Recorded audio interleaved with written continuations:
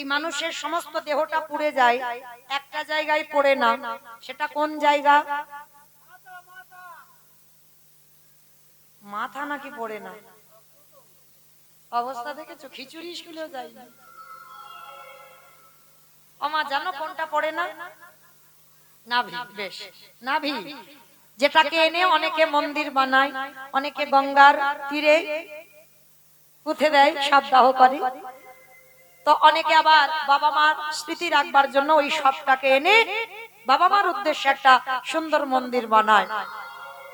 কিন্তু আজকে ভগবানের যখন ওই জলাবধির তীরে দেহত্যাগ করলেন প্রভাস তীর্থে, যখন তৃতীয় পাণ্ডব অর্জুন দাহ কাজ করেছিল কৃষ্ণের, চিতাটা সাজানো হলো, মুখাগ্নি করলো অর্জুন। কিন্তু বাবা যখন দাহ কাজ হলো, যখন চিতাটা জ্বালিয়ে দেওয়া হলো, কৃষ্ণের দেহটা পুড়ে গেল, নাভিটা তো পুড়লো না। ওই নাভিটা কোথায় গেল? প্রভাসের তীরে স্বর্ণ ভান্ডারে করে ভাসিয়ে দেওয়া হলো।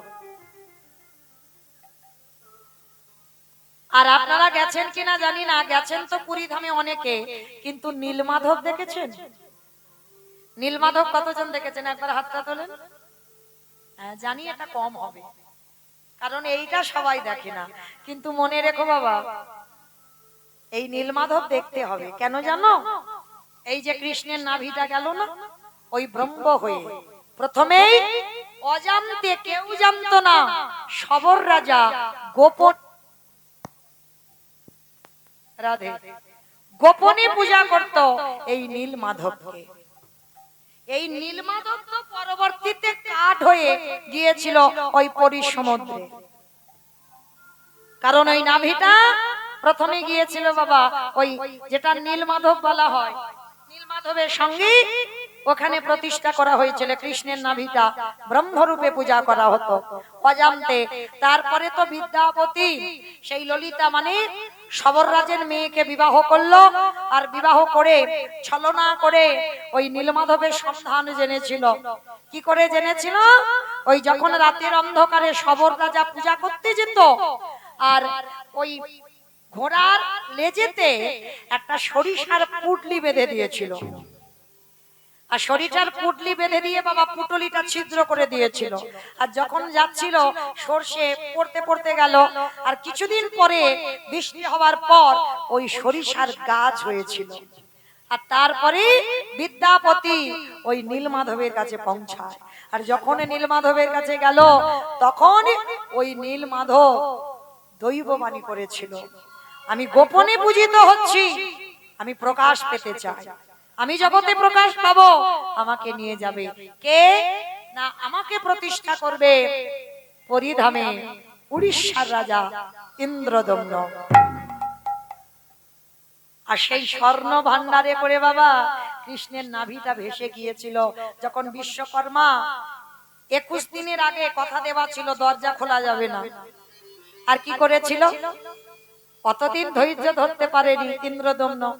স্ত্রী মনে মনে করলো মা গুন্ডিচা যে এতদিন ধরে মূর্তি, আর মূর্তি করলে একটা খুটখাট আওয়াজ তো হবে, কিন্তু আওয়াজ হচ্ছে না। তখন গুন্ডিচা মনে মনে ভাবলো বোধহয় যে ওই জগন্নাথের মূর্তি তৈরি করছে সে বোধহয় কখন হরিবোল হয়ে গেছে, এতদিন অনাহারে অনিদ্রায় বেঁচে থাকতে পারি। যখন ইন্দ্রদম্ন দরজা খুললো, তখন বাবা জগন্নাথ বলদেবের শুধু হাত দুটো হয়েছে, কিন্তু সুভদ্রার হাত পা কিচ্ছু তৈরি হয়নি, সেই অবস্থাতে রয়ে গেল। ইন্দ্রদম্ন কেঁদে উঠল, প্রভু এটা তোমার কেমন রূপ? এই রূপ, এই রূপ দেখলে লোক ভয় পাবে, এখনো সুভদ্রার হাত দুটো তৈরি হলো না। দৈববাণী করলো, ইন্দ্রদম্ন আমি তো বলেছিলাম 21 দিনের আগে তুমি দরজা খুলবে না, খুলে দিয়েছো, তোমার ধৈর্য নেই, তাই আমি এই রূপে প্রতিষ্ঠা পাবো। কিন্তু বাবা এটা আসল কারণ নয়, আসল কারণ হয়ে আছে, কারণ আসল কারণটা দ্বারকায় ঘটে গিয়েছিল। কলিযুগে এই যে জগন্নাথ বলরাম সুভদ্রা এই রূপে আসবে, ভক্তরা দেখবে, এটা কথা দেওয়া আছে কার কাছে? দেবর্ষি নারদের কাছে। বাবা ভগবান কৃষ্ণের কতগুলো বউ? কতগুলো বউ? 16,108 জন। একটা দুটো নয়, 16,108টা বউ, আর 8টা হচ্ছে পাট রানী। এতগুলো বউ ভালোবাসে, তবু বাবা রাত্রিবেলা আমার কৃষ্ণ ঘুমের ঘরে রাধা রাধা বলে কাঁদে। কি গো বাবা, এতগুলো যার বউ, সে যদি ঘুমের ঘরে একটা মেয়ের নাম ধরে কাঁদে, সত্যভামা, রুক্মিণী, জাম্ববতী, কালিন্দী, এরা কি দেখতে খারাপ? এরা সব এক একটা রাজার মেয়ে। তাহলে রাজার মেয়ে হয়ে এদেরকে ফেলে গোবিন্দ ঘুমের ঘরে রাধা রাধা বলে খুঁজে বেড়াচ্ছে। রাধে গো রাধে গো, একেবারে দেখা দাও রাধে, একেবারে দেখা দাও উলুধ্বনি রাধে গো।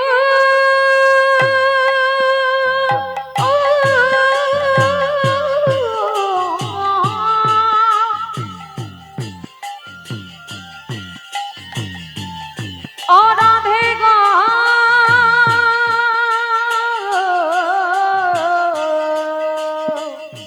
রাধে, রাধে গো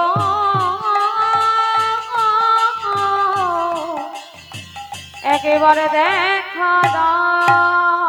কৃষ্ণ প্রেম মুরালিনী রাধে, কৃষ্ণ প্রেম মুরালিনী রাধে, প্রেম সায়রের মুরালিনী রাধে, প্রেম সায়রের মুরালিনী রাধে, গাম্ভীর্য শালিনী রাধে, ও গম্ভীর শালিনী রাধে, ও প্রেম সমগ্র মুরালিনী রাধে, ও প্রেম সোহাগের মুরালিনী রাধে, রাধে গো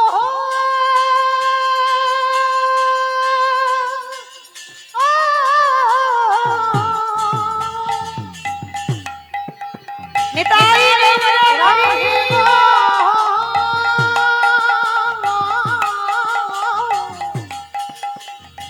একেবারে দেখা দাও রাধে, একেবারে দেখা দাও।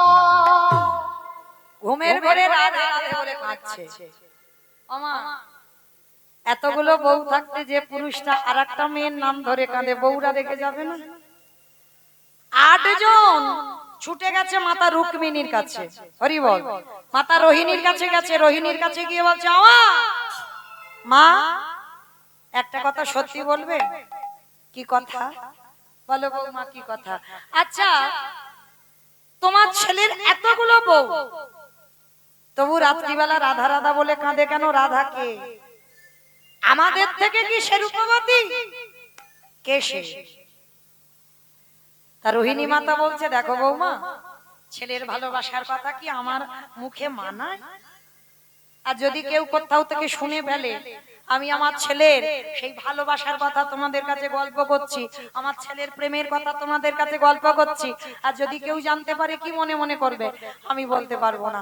ও মামা, একটা কাজ করো, চলো আমরা একটা ঘরের জানালা দরজা বন্ধ করে দেবো, আর সেইখানে গিয়ে তুমি তোমার ছেলের প্রেমের কথা বলবে। ওই রাধাকে, কি তার পরিচয়, কি তার রূপ, কেন তোমার ছেলে ঘুমের ঘরে ওই ভুল ভাল বকে রাধা রাধা বলে কাঁদে, কে সেই রাধা? তার রোহিণী মা বলছে, ঠিক আছে বৌমা, আজকে আমি বলবো। এইবার কি করেছে বাবা, দরজা জানালা বন্ধ করে দিয়েছে, আর দরজায় দাঁড় করিয়ে রেখেছি সুভদ্রা বোনকে। যদি কৃষ্ণ বলরাম আসে যেন এই ঘরের মধ্যে না ঢোকে, কারণ এইখানে আমি রাধা তত্ত্ব বলবো। সত্যভামা, রুক্মিণী, কালিন্দী, জাম্ববতী সবাই পরপর বসে আছে, আর মাতা রোহিণী ওই রাধারানীর কথা বলছে, রাধারানীর রূপের কথা বলছে, রাধারানীর গুণের কথা বলছে, রাধারানী কেমন ভাবে চলে সমস্ত কথা বর্ণনা করছে। আর ভগবান সিংহাসনে বসে আছে, ওই রাধা তত্ত্বের কথা, রাধা রূপের কথা আমার কৃষ্ণের কানে যাচ্ছে। অন্তর্যামী তো শুনতে পাচ্ছে, আর যেই না শুনতে পাচ্ছে মানে হৃদয়টা যেন জ্বলছে। কোথায় কে এই দ্বারকায় রাধা তত্ত্ব বলে, কে আমার রাধার গুণের কথা বলে, কে আমার রাধার রূপের কথা বলে। পাগলের মতো আমার কৃষ্ণ একেবারে সিংহাসন থেকে ছুটে এসেছে, এসে দেখে না সুভদ্রা বোন দরজায় পাহারাদার।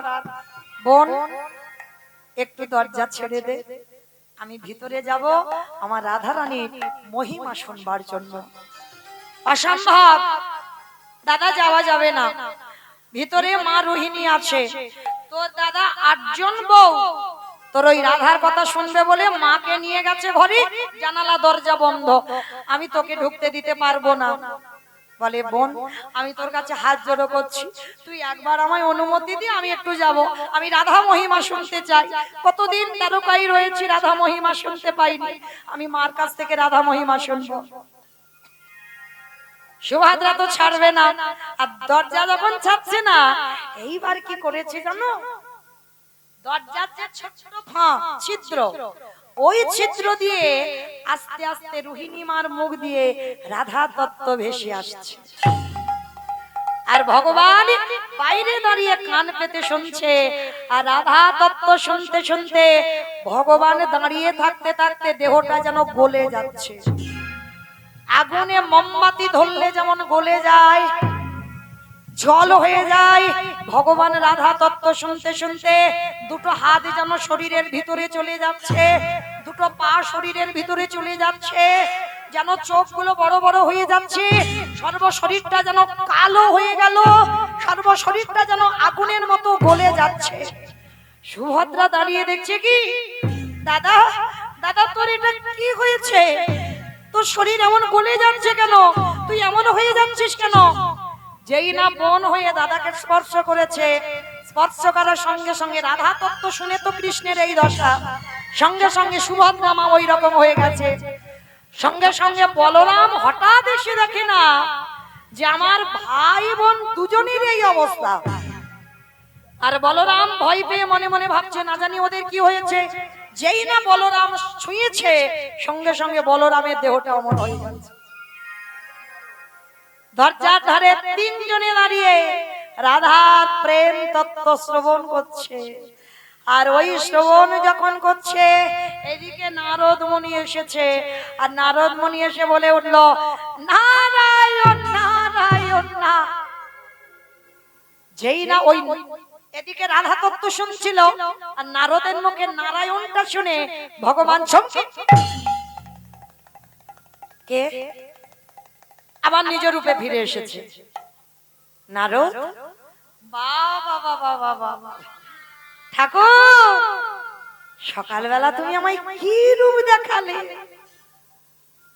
ভগবান বলছে, নারদ কি রূপ, আমি কি রূপ দেখিয়েছি। বলে প্রভু কেউ দেখেনি, আমি দেখেছি তোমার সেই রূপ। বেশ, আচ্ছা ওসব কথা বাদ দাও, ভগবান ও কথাটা ঘুরিয়ে দিচ্ছে, ওসব কথা বাদ দাও। ও নারদ বলো, সকাল সকাল আমার মুনি বদন দর্শন, বলো তুমি কি চাও, আমার কাছে দ্বারকায় এসেছো। ঠাকুর কিছু চাওয়ার নেই, যদি একান্তই দিতে চাও, তুমি যে রূপ আজকের দেখালে আমার, ওই রূপ কলিযুগের ভক্তরা দেখুক।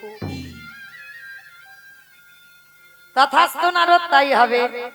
কথা দিলাম, যে রূপ তুমি একান্তে একা দেখেছো, রাধা প্রেম তত্ত্ব শুনে আমার দেহটা এমন হয়ে গেছে, সেই রূপ আগত কলিযুগে ভক্তরা সবাই যাবে উড়িষ্যা নীলাচল, আর ওইখানে গিয়ে আমি জগন্নাথ বলরাম সুভদ্রা আমার দাদা বোনকে সঙ্গে নিয়ে আমি এই রূপে ইন্দ্রদুম্ন রাজার মন্দিরে প্রতিষ্ঠা নেব।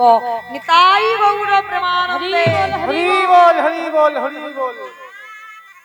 ওই যে জগন্নাথের মূর্তি, জানো জগন্নাথের মূর্তির কাঠ আসে ওই যে নীলগিরির পাদদেশে যে জঙ্গল, যেখানে নীলমাধব, ওই জঙ্গল থেকে কাঠ এলে তারপরে জগন্নাথের মূর্তি তৈরি হয়।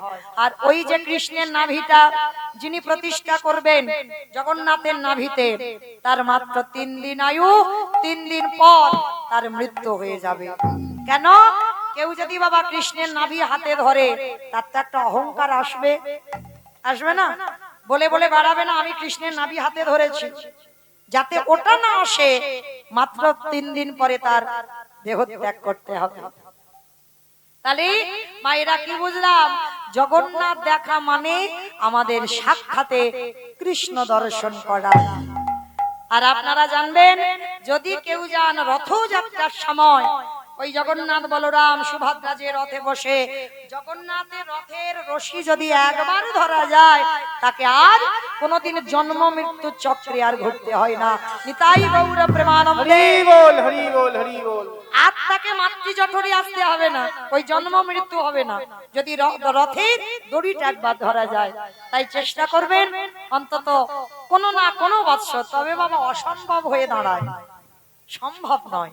মানে ওই দড়ি ধরতে গেলে বাবা নিজের প্রাণটা বুঝি চলে যাবে, হ্যাঁ এত ভিড়। তবু বলে রাখলাম, বলার জন্য এসেছি, চেষ্টা করবেন। তো ওই জগন্নাথ ধাম, পুরী ধাম, আজকে সেই রঘুনাথ দাস গোস্বামীকে বলছে, রঘুনাথ মহাপ্রভু বলছে আমি পুরী ধামে যাব। মহাপ্রভুর অন্তিম সময়টা তো পুরী ধাম, মানে 24 বছর বয়সে সন্ন্যাস, 24 বছর নদিয়া। প্রভুর 48 বছর বয়স ছিল, 48 বছরে দেহ সম্বরণ করেছেন। তো এইবার যেই না বাবা গিয়ে দাঁড়িয়েছি, চলে যাবে, কিন্তু চলে গেলে কি হবে? রঘুনাথ বলছে প্রভু আমি যাব না। রঘুনাথ এখনো তোমার সে সময় হয়নি যে তুমি আমার সঙ্গে যাবে, ফিরে যাও। রঘুনাথ ফিরে গেল, আর ফিরে যেতে গিয়ে অগণিতাই পদ কমল,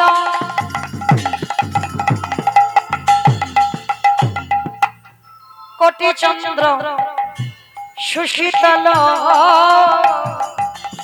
অগণিতাই পদ কমল, কোটি চন্দ্র সুশীতল, যে ছায়া জগত জুড়া, অগাধে ছায়ায় জগত জুড়া, হেন নিতাই বিনে রে ভাবা, দয়ালে নিতাই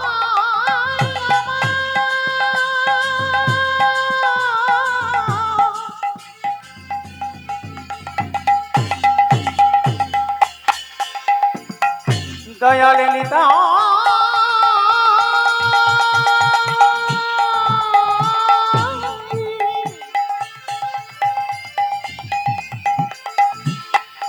দয়ালে নিতাই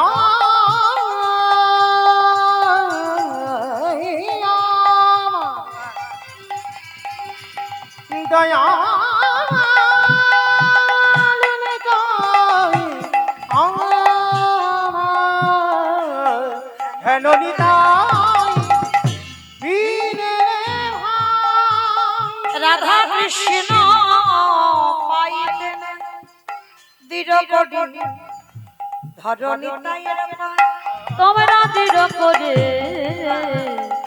ধরনে তায়ের পায়, বলি ভজ ভজ তোমরা নিতাই ভজ, অগণিতাই ভজলি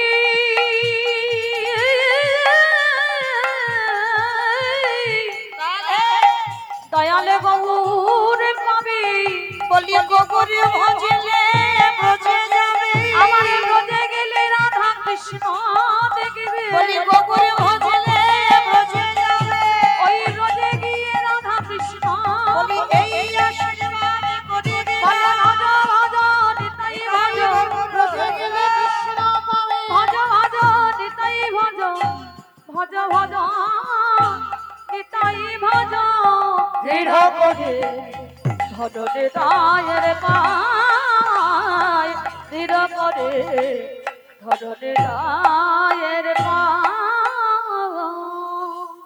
অমাইনা মহাপ্রভু পাঠিয়ে দিল রঘুনাথকে। কেন? সরাসরি গৌর কৃপা হয় না, আগে নিতাইয়ের কৃপা পেতে হবে। আর নিতাইয়ের কৃপা যে না পেয়েছে গৌরের কৃপা পাবে না, আর গৌরের কৃপা যে না পাবে আমার রাধা কৃষ্ণের যুগল ভজনের অধিকার পাবে না। হরি বল। এইবার যেই না ফিরে আসছে রঘুনাথ, এসে দাঁড়িয়েছিল পানিহাটির মেলা।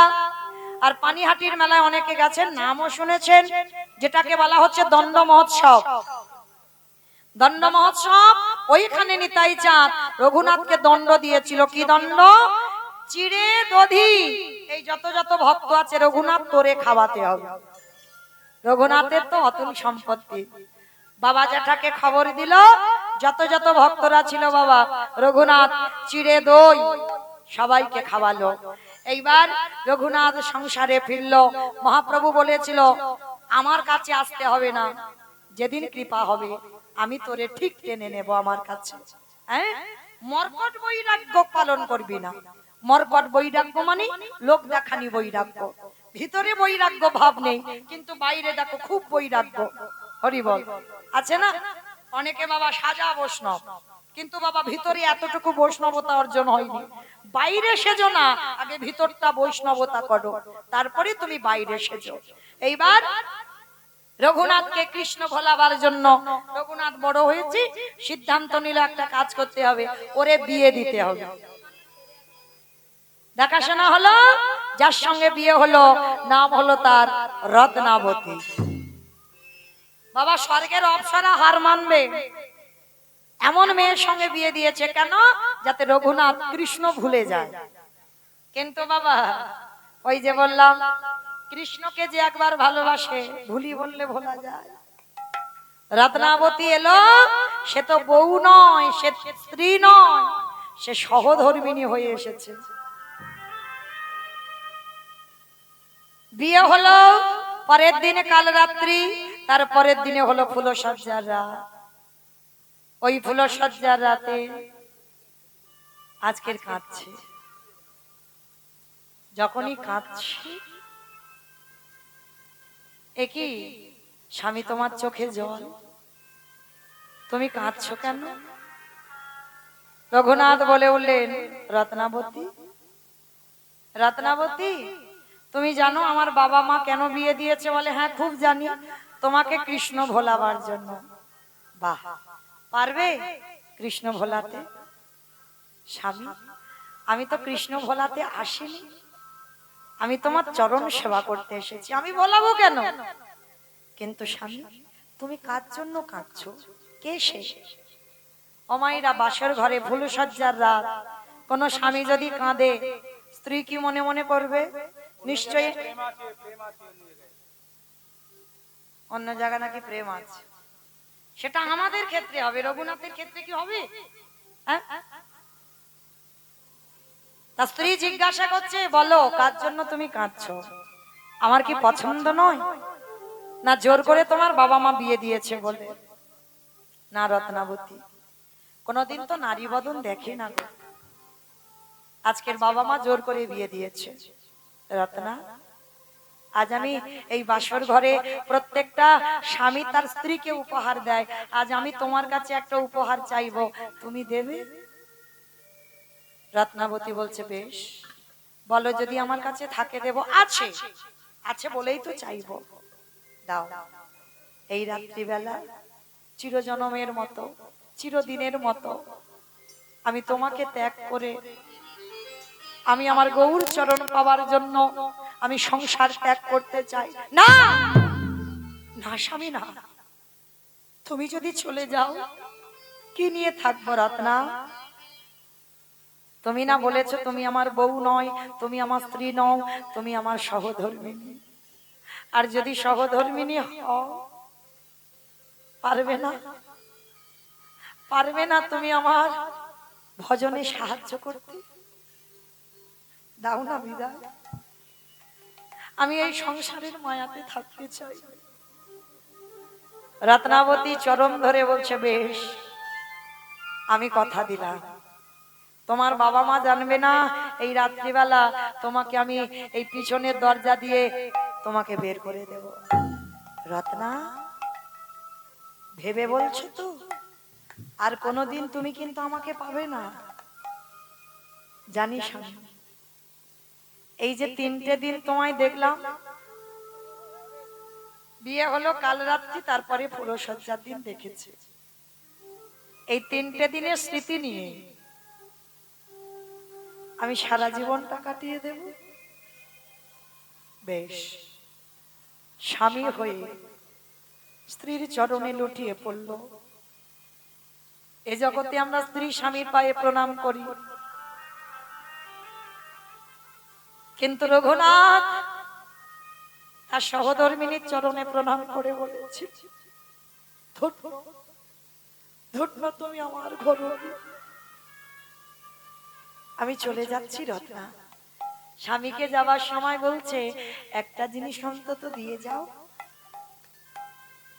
যদি কোনোদিন তুমি কৃষ্ণ কৃপা পেয়ে যাও, একবার এই দাসীর কথা মনে রেখো। এই দাসীকে শেষের বেলায় যেন ভগবানের চরণে আশ্রয় পায়।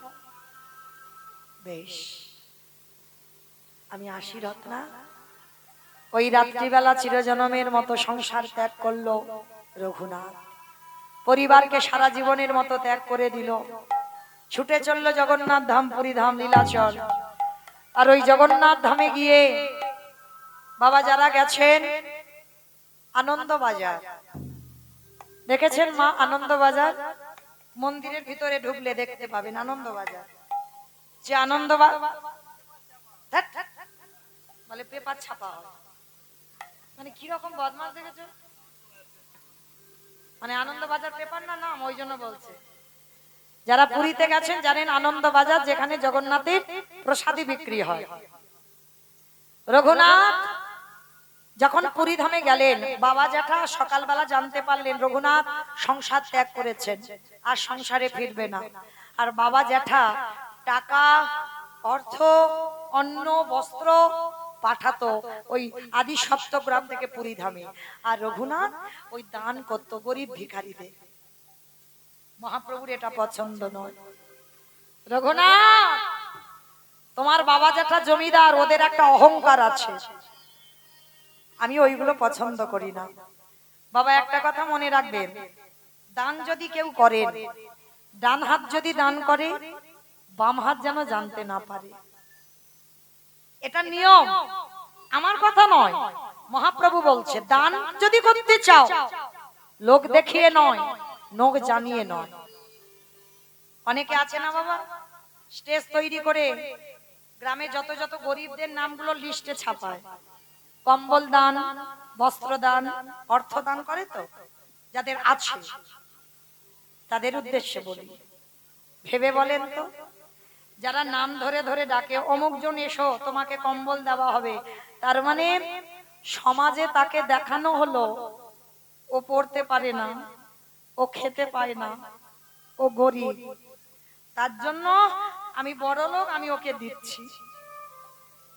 কি বাবা মনে হচ্ছে না এটা? না, এটা দান বলে না। একান্ত যদি তোমার ইচ্ছে হয় কাউকে দেবে, কারোর দেখলে যদি কষ্ট হয়, রাতের অন্ধকারে দাও, চুরি করে দাও, সেটা তুমি জানবে। লোক জেনে কি হবে বাবা, লাভটা কি হবে, ওরা কি করবে, যে জানবার মালিক সে জানলেই তো কাজ হবে। এটা দানের নিয়ম।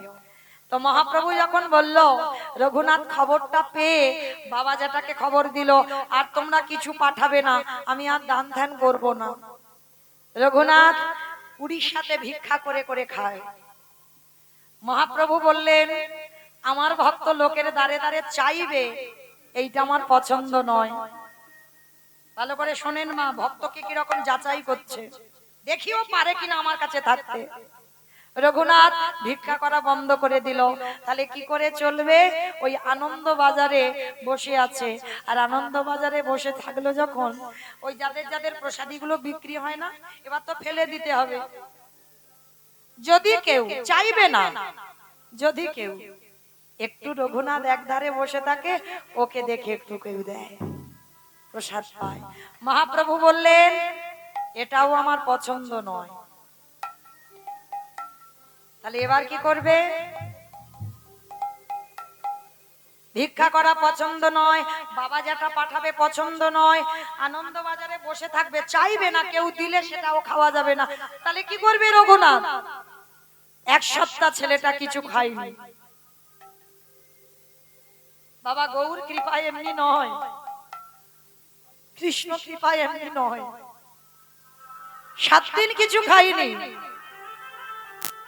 বলো মা, একদিন না খেলে কত কষ্ট হয়। আর জমিদারের ছেলে যে সোনার পালঙ্কে থাকার ছেলে, 1 সপ্তাহ কিছু খাইনি, আর সহ্য করতে পারছে না। ওই নালা নর্দমা দিয়ে, যারা গেছেন পুরীতে দেখেছেন চারিদিকে ড্রেন, ওই নালা দিয়ে জগন্নাথের একটু পচা পান্তা ভেসে যাচ্ছে, পচা। আর পচা অন্ন যখন ভেসে যাচ্ছে, এত খিদে পেয়েছে,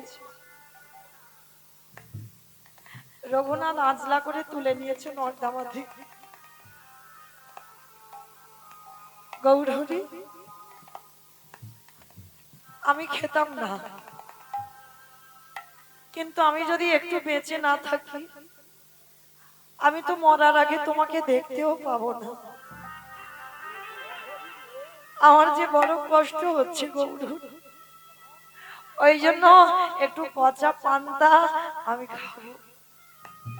পচা পান্তাটা তুলেছে, তাতে লবণ নেই, মানে হাতে ধরলে বাবা গলে যাচ্ছে, এত পচা। অনেক দিনের ভেসে ভেসে নালা দিয়ে আসছে, তুলেছে। ধুতে ধুতে কত অন্ন চলে গেছে, একটুখানি আছে।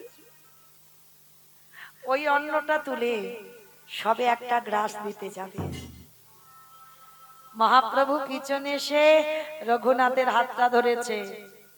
রঘুনাথ রে, দে রে তুই আমায় ওই প্রসাদ, প্রসাদ দে। ওরে রঘুনাথ,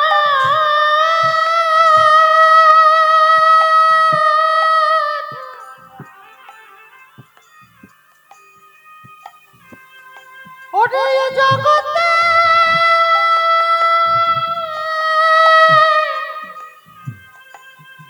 সবাই আমায় ভালোবাসে বটে, কিন্তু তোর মতো করে আমায় যে কেউ না কেনা। দে একটু প্রসাদ দে। না না গৌরহরি, এ পচা পান্তা। দুর্বোকা, প্রসাদ পচে রে, প্রসাদ পচে।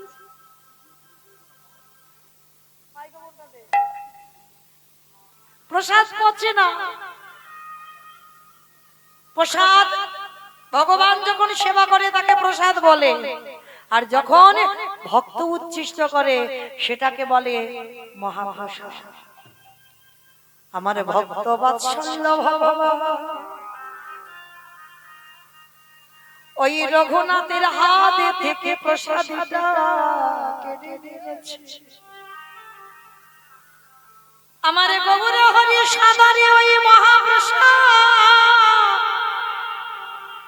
আমার ভগবান ওই প্রসাদের সাদরে আজ গ্রহণ করেছে। ওরে তুই তো জানিস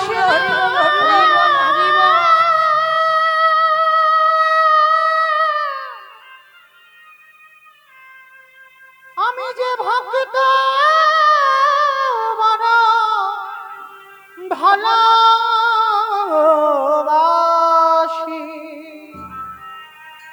তাই তো যুগে যুগে ভক্তের কাছে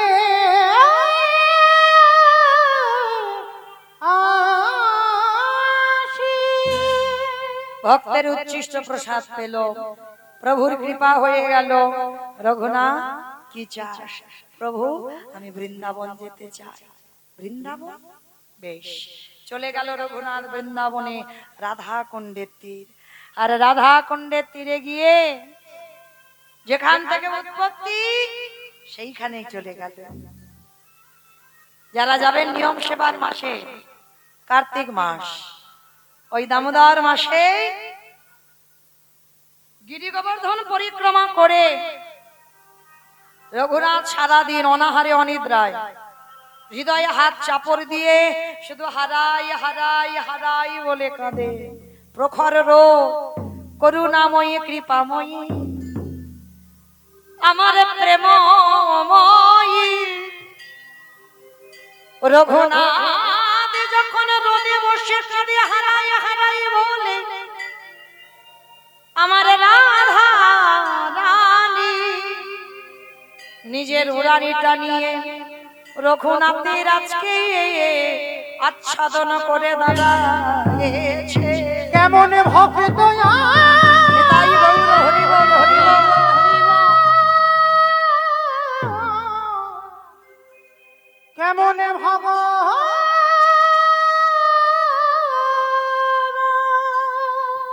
কে তুমি? সে কি রে, আমায় বুঝলি না, আমায় চিনলি না? আমি তোর সেই কৃপাময়ী করুণাময়ী, আমি রাধা রানী। রাধে, তুমি তুমি এসেছো, কিন্তু একা কেন? আমি তো একা দেখতে চাইনি। ওরে রাধা কৃপা না পেলে আমার গোবিন্দ কৃপা হয় না। তুই তো আগে আমারই কৃপা পেয়ে গেলি। ওঠ গৌরে গো গৌরে গো গৌরে গো গৌরে গৌরে কে গৌর গৌর গৌর গৌর গৌর দেখা দে।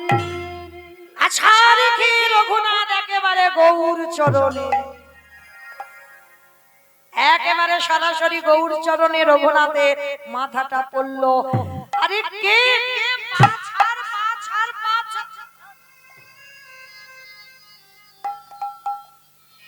ভগবানের অজানা তো কিছু নেই, সব জানে।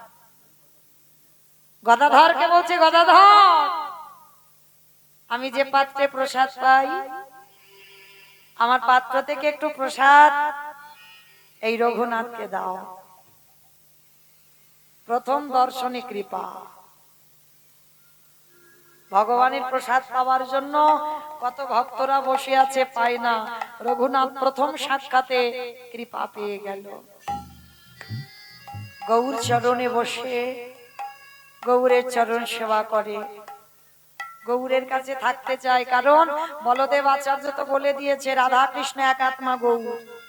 এই তো আমার কৃষ্ণ, এই তো আমার রাধা। চরণ সেবা করে। বেশ কিছুদিন প্রভুর চরণ সেবা করলো। এইবার প্রভু যাবে জগন্নাথ ধাম, পুরী ধাম। কি গো মায়েরা, এখন গেলে জগন্নাথ দেখতে পাবে না। কেন বলো তো? এখন তো জগন্নাথের জ্বর হয়েছে। না, নার্সিংহোমে ভর্তি নয়, বলে নার্সিংহোমে ভর্তি। সত্যি বাবা, এটা মজার কথা বললাম না। ওই যে স্নান যাত্রা গেল না, এত এত কলসির জল আমার প্রভুর মাথায় ঢেলেছে না। ওই জল ঢালাতে মানে বছরে স্নান করাবে না, আর বছরে একবার এমন স্নান করাবে তো বাবা একেবারে ঠকঠকানি এসে যাবে জগন্নাথ। এক সপ্তাহ জগন্নাথের মন্দিরে দরজা বন্ধ থাকে, এক সপ্তাহ। স্নান যাত্রার পরের দিন থেকে এক সপ্তাহ ওই জগন্নাথের শুধু বাবা সেবা দেওয়া একজন যাবে, যিনি বাবা ওই গাছগাছরার ওষুধ বৈদ্য। হ্যাঁ, যারা গাছগাছরার ওষুধ দেয় তাদেরকে আমরা কি বলি? বৈদ্য, কবিরাজ বলি না? ওই কবিরাজি ওষুধ আমার জগন্নাথের চিকিৎসা হয়। কারণ জগন্নাথ আমাদের কত ওই বড় বড় ট্যাবলেট খায় না, জগন্নাথ গাছগাছরাজ ওষুধ খায়। ওই এক সপ্তাহ জগন্নাথের দরজা বন্ধ থাকে, ভক্তদের সঙ্গে সাক্ষাৎ হয় না। আর এই এক সপ্তাহ জগন্নাথের ওই গাছগাছরাজ ওষুধ খাওয়ানো হয়। এটা সত্য বাবা। জগন্নাথের অঙ্গে জ্বর হয় কেন? ও জগন্নাথ তো অচল জগন্নাথ নয়, সচল জগন্নাথ। অচল নয়, ওটা সচল। কারণ যারা কৃষ্ণ দর্শন করনি, জগন্নাথ ধাম মানে বাবা চার ধামের এক ধাম। চার ধামের এক ধাম। যারা যারা গেছেন জগদ্ধাম ধাম পুরী ধামে কতজন গেছেন? কই একবার হাতটা তোলো তো দেখি। পুরীতে কতজন গেছেন? বাহ, মোটামুটি অনেক গেছেন। বেশ, তো জগন্নাথ যারা দেখেছেন, এই জগন্নাথ দেখেছো মানে তোমার 4 ধামের এক ধাম হয়ে গেছে। কারণ বদ্রীনাথ, রামেশ্বর, দ্বারকা আর আমাদের জগন্নাথ ধাম, পুরী ধাম, এই 4টে ধাম হচ্ছে বড় বড় ধাম। চেষ্টা করতে হবে মৃত্যুর আগের দিন পর্যন্ত একবার যেন বাবা 4 ধাম দর্শন হয়। এই 4 ধাম অবশ্যই চেষ্টা করবে একটু 4টে ধামে যাওয়ার জন্য। তো আজকে এই জগন্নাথ দেখা মানে কৃষ্ণ দেখা। কেন বললাম বাবা? আপনারা জানেন, ভাগবত বলছে, আমি নয়, 125 বছর বয়সে জরা ব্যাধির তীরে আমার ভগবান কৃষ্ণকে দেহ ত্যাগ করতে হয়েছিল। দেহ ত্যাগ করলো। আর বলো তো বাবা, ভগবান শুধু নয়,